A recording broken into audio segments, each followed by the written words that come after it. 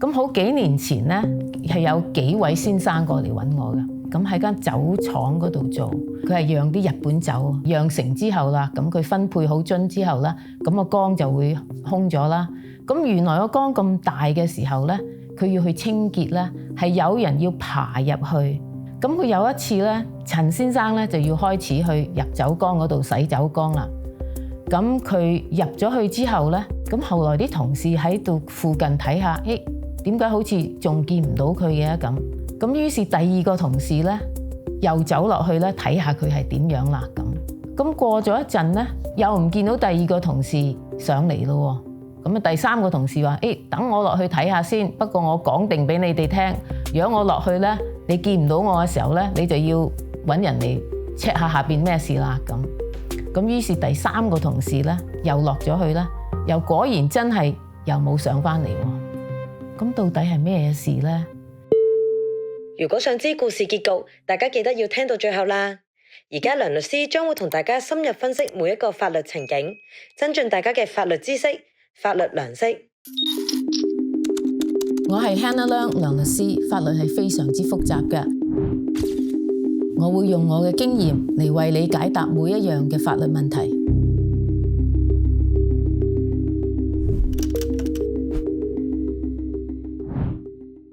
如果個老闆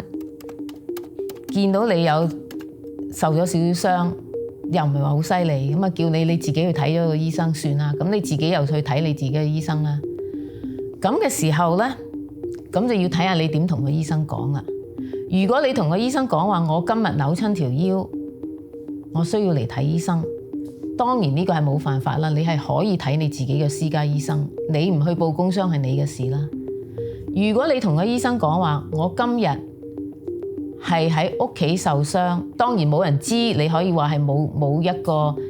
法律嘅懲罰喺度啦。但係正式法律上面嚟講，咁你呢一個咧就變咗係違反咗個保險法啦。因為喺保險法裏邊，你嘅私人保險係唔應該去包你嗰個工傷嘅保險嘅，因為你工傷嘅時候有另外一個係工傷保險嘅責任。如果個老細要個員工強迫佢話你要一定要去到咧，就同人哋講話係喺自己屋企受傷嘅，同工作無關嘅時候，即係唔好提到公司嘅話咧，咁嘅時候咧，呢個員工又自己又真係咁樣去做咗嘅時候咧，咁呢個係老闆係犯法，但係問題就係個最後嗰個損失就變咗係個員工要承受啦。如果到最後佢要自己係要追討翻工傷保險嘅時候咧，咁佢又要睇翻晒佢以前全部嘅記錄，咁喺記錄裏邊就會寫出係佢自己講啦，話喺屋企受傷而唔喺公司嗰度受傷嘅。咁變咗咧，喺個保險公司嚟講咧，佢講嘅説話嘅可信性係幾多啦？咁因為到嗰陣時咧，老闆就一定係會不承認佢係講過任何嘢嘅。個醫院嘅報告咧就係一個最佳嘅證據，上邊係佢自己話喺屋企受傷嘅，咁變咗呢個咧就對佢嘅案件咧係有一個即係好大嘅反作用啦。如果公司嘅老闆同你求情，即係叫你唔好報啦，因為佢又會加價㗎，咁我啲保險費已經好重啦，咁嘅時候你應該點做咧？你應該就係 just say no。嗱，如果你係受傷之後，老細唔即刻俾個表格你填寫啊，同埋報上工傷啦，呢個係違反呢個工傷法律嘅。咁因為法律上面規定咧，只要老闆係知道你有傷嘅時候咧，就算你自己唔去要求嗰個僱主咧，都要立刻自動咧就係提供一份表格俾你填寫，同埋同你報上工傷個保險嗰度㗎。第一個就係公司嘅報告啦，你個 incident report 啦，係報俾上公司自己內部嘅。但係有一份咧係政府表格咧，個英文簡叫係 DWC-1，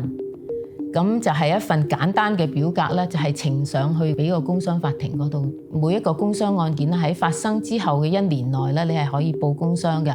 但係咧係有前例咧，就係案件係講咗咧，如果個僱主咧係忽略咗冇同你報，或者係冇俾到呢個表格俾你填寫去報工傷嘅時候咧，原來呢個1年時間係可以拉長嘅，拉長至到僱主係提供呢個表格俾你為止。咁即係話咧，若果你嘅受傷超過咗1年咧，你都仲可以去報工傷嘅。如果你係有受傷嘅時候，就算你係幾日之前嘅受傷，你都應該即刻同公司講，因為公司嘅責任咧就係收到你話你受傷嘅時候咧，佢就要即刻提供俾佢嘅工傷保險知道。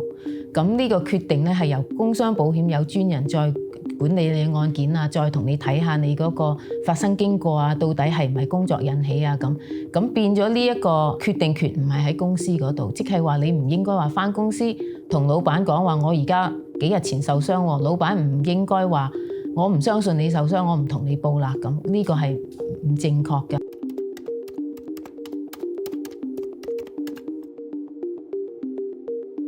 唔應該接受，因為如果個僱主係想私人俾錢你去睇醫生咧，第一個問題咧就係你嘅受傷嘅程度你自己唔知道啦，你嘅醫生費需要幾多你亦唔知道啦，睇咗到某一個階段佢都唔捨得再同你俾錢嘅時候咧，咁你個問題就好大啦。你當時又唔可以報工傷嘅話，咁你又冇其他嘅保險可以同你去睇醫生咧，咁都係一個大問題。同埋好多醫生正式個西醫嚟講咧，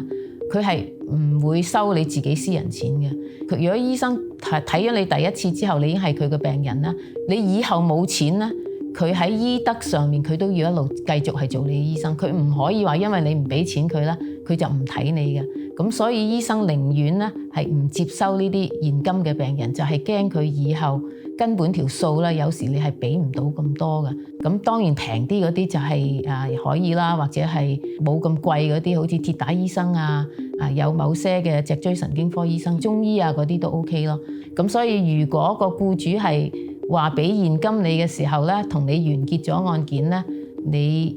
就絕對唔應該咁做。咁如果呢個員工咧就係發生嘅時候唔係咁嚴重嘅，咁佢自己咧就誇大啲啦，就講得佢嗰個受傷非常之嚴重嘅。咁嘅時候咧，當然呢個係違例啦。如果保險公司覺得呢兩個相差太大，即係話佢見到你受傷個過程唔係咁犀利，但係你個結果咧好似而家非常之嚴重嘅時候咧，就係個比例唔係平衡嘅時候咧，咁佢哋係有第一個方法就係醫生嘅檢查啦，就係睇下佢嗰個反應啊嗰啲係唔係誇大啦。第二好多時咧，就如果你自己話我有啲咩做唔到啊，我又唔行唔到街啊，又有好多嘢拎唔到重嘢啊咁嘅時候咧，好多時保險公司咧就係會有我哋所謂叫做私家偵探啦，出去咧就係偷拍佢哋啦。咁佢可以喺你屋企門口等你啦，等你出門嘅時候啦，同埋等你行街啊，睇下你有冇去買嘢啊，或者你行得幾耐啊，咁嗰啲咧就係以佢哋嚟講就係一個證據。咁啊成日都會有噶，睇醫生嘅時候拎住個拐杖去見完醫生，去到個車就掉咗入車嗰度咧，就自己周圍去 shopping 啊，買嘢都唔使拐杖啊咁所以最主要即係唔好去誇大咗你自己嘅案件咯，即係以真實嘅情況報導出嚟嘅時候咧。咁呢個就係最好嘅方法啦。嗱，咁如果你係有誇大咗講咗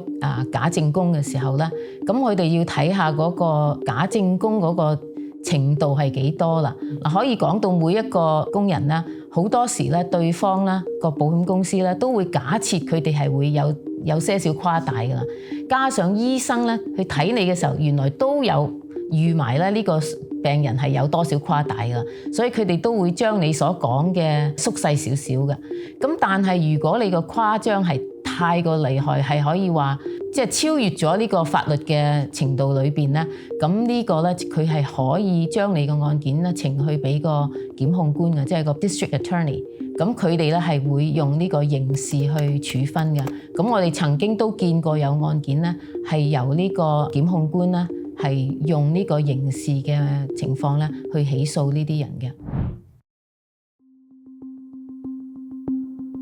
咁於是佢第三個同事落去之後咧，